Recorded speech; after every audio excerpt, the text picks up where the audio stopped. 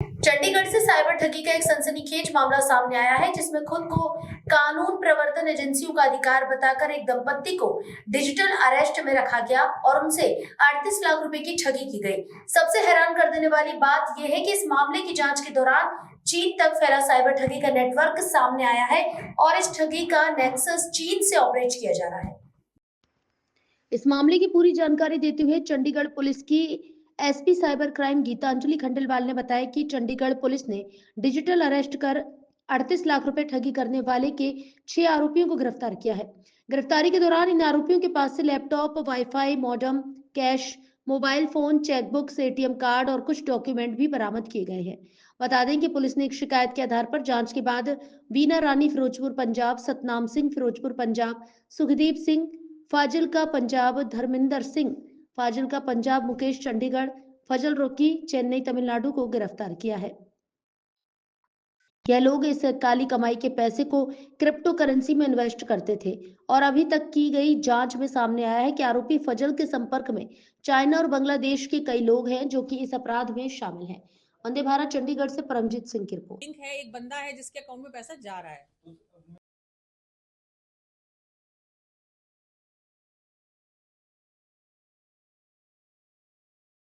ने 38 लाख के digital fraud case में 6 लोगों की गिरफ्तारी की है।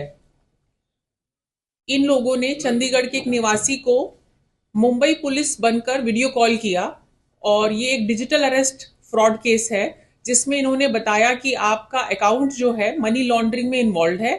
अगर आप इतनी राशि पे कर देंगे फलाने अकाउंट में तो आपकी अरेस्ट नहीं होगी, अदरवाइज आपको घर पे ही अरेस्ट किया जाएगा। एक दिन करीब एक कार्रवाई चली और जो हमारे विक्टिम है उन्होंने 38 लाख रुपए एक अकाउंट में आरटीजीएस कर दिए। उसके बाद उनको रियलाइज हुआ कि उनके साथ फ्रॉड हुआ है, उनको उन्होंने सीबीआई बन के भी कॉल किया।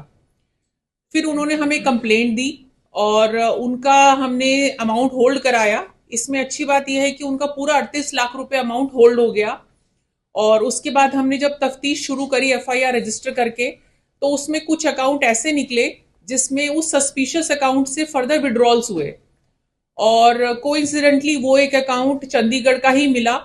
तो हमारी इन्वेस्टिगेशन टीम ने बहुत स्विफ्टली काम करते हुए जिस बैंक से विड्रॉल हुआ था अकाउंट होल्डर की डिटेल्स निकाली और फर्दर लीड को पकड़ते पकड़ते हमारे पास यहाँ पर वो लोग शामिल हैं जिन्होंने वो विड्रॉल किया और उनके एसोसिएट्स जिनको वो पैसा गया, जिन्होंने कमीशन ली। और हमने वीना है, एक सुखविंदर है, सतनाम है, इन लोगों की गिरफ्तारी करी। उससे हमें पता चला कि मुकेश एलियास प्रिंस जो बुड़ैल में रहते हैं और ये इस पैसे को यूएसडीटी में क्रिप्टो करेंसी में कन्वर्ट करते हैं। और फिर तफ्तीश में हमें फर्दर लीड मिली कि ये किसके कहने पर होता है और पैसा कौन से अकाउंट्स में जाता है यूएसडीटी में। वो फजल नाम का एक लड़का एलियास रॉकी अपने को कहता है, उसको हमने तमिलनाडु चेन्नई से गिरफ्तार किया। ये रहने वाला आसाम का है और ये काफी बड़ा एक लीड है इस केस में, क्योंकि यही वो शख्स है जो चाइनीज और बांग्लादेशी लोगों के साथ टच में है। इसको जो डायरेक्शंस मिल रही हैं वो कुछ चाइनीज नेटवर्क से अभी तक लिंक आ रहे हैं। हमारे पास 2 लोगों के नाम हैं और ये वहां पर एक वेटर का काम करता है। इसको वहां एक बांग्लादेशी व्यक्ति टच में आया, उसने इसको इस काम के बारे में बताया और शायद आप लोगों ने सुना होगा एक केजीएफ मूवी आई थी जिसमें रॉकी नाम का एक हीरो था, तो ये उससे थोड़ा इंस्पायर्ड है, इसीलिए इसने अपना नाम भी एलियास रॉकी रख लिया और इसका ईमेल आईडी और जो आईडीज हैं सोशल मीडिया पे वो इसी नाम से हैं।